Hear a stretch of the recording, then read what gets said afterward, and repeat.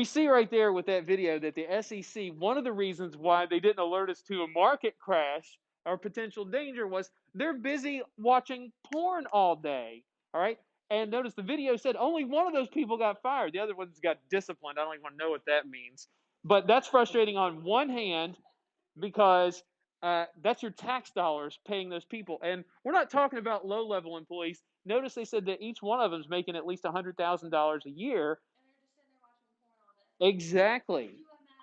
That is ridiculous. All right. Now, here's the bizarre thing about this. Okay. Obviously, people are angry about this. Now, when congressional committees do oversight, right, what can they do once they find out that the SEC, that a government agency, wasn't carrying out their job, their task like they should? What can a congressional committee do about it? You're like, punish them, jail. All right. You're right. They can punish. Look, there are two key ways they can punish. Okay. Two key ways they can punish. One, they control government agencies' budgets. They control their budget. All right. So they can look at the SEC and say, clearly you have too many employees if they can sit around and watch porn all day long. Right? So they could mess with their budget. And believe me, no government agency ever wants their budget to go down. You only want your budget to increase, never to decrease. Okay? Now, the other way which a congressional committee could act to get that agency in line is they could make laws to tweak with what that agency is allowed to do.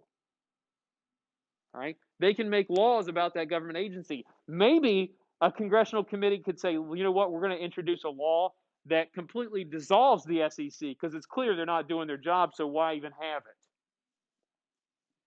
You can mess with their budget and you can make laws changing what they do. Here's another example of congressional oversight. In 2013, a congressional committee got a report about the CIA and their interrogation methods at Guantanamo Bay of suspected terrorists. And they found out some really disturbing things. Now, some of the interrogation techniques were considered acceptable, but one of the things they found out is that we were waterboarding certain people, which, if you don't know, it's where they strap them to a board and put a cloth over their face and pour water over them consistently, which simulates the feeling of drowning, which I think would be absolutely terrifying. No, the person, it doesn't cause like long-term effect, but it does have significant psychological effect and severe discomfort. And a couple years back, probably about 10 years ago now, I had these two geniuses who decided that they wanted to know what it was like. So they waterboarded, one of their friends volunteered to be waterboarded, and he said it was the most horrifying thing that he ever experienced. He's like, I used to think it wasn't that big a deal, and he said I'd never do that to somebody. All right, but that wasn't even the worst thing. The CIA report also detailed that some of the people at Guantanamo Bay went on a hunger strike to protest their conditions. So the CIA decided that you're not allowed to have a hunger strike, and they subdued these individuals, pureed their food into liquid form, and force fed them through forced rectal feedings, where they literally inserted a tube into their rectum and inserted. They said, "This is how you're going to get your nutrients. If you refuse to comply and eat on your own, we're going to do it for you." What is it? Some of them would fight that too. So they said, we're going to make a lesson. We're going to teach you that you don't get a hunger strike here.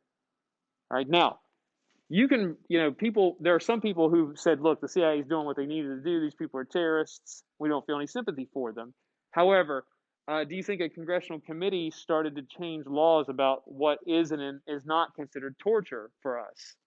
Yeah, they said, you know what, we're not comfortable with some of these methods of interrogation. All right. And we still have a couple minutes, so hang tight. All right. The third thing that they can do, and we'll talk about these in more depth tomorrow, but the third thing they can do, investigation. Okay. Congress can investigate, committees can hold investigation hearings to see if new laws are needed. They can hold a hearing to see if new laws are needed. Here's a good example, and we'll detail this a little bit more tomorrow. In 2011, when BP had an oil spill off the Gulf of Mexico, right? All of a sudden, people are understandably angry and upset because there's like millions of gallons of oil in the Gulf of Mexico. You destroy the ecosystem and kill a lot of animals. You ruin tourism and other industries.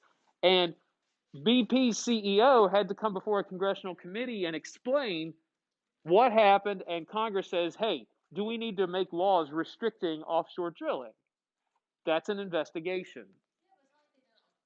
Yes, see, that's the thing, though. But congressional committees say, look, did you do this because it was an accident, or was it negligence? And, can we even afford these type of accidents?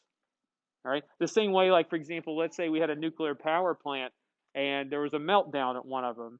And people were like, you know what? Maybe we need to make laws banning nuclear power. I don't know. I'd call it petty, but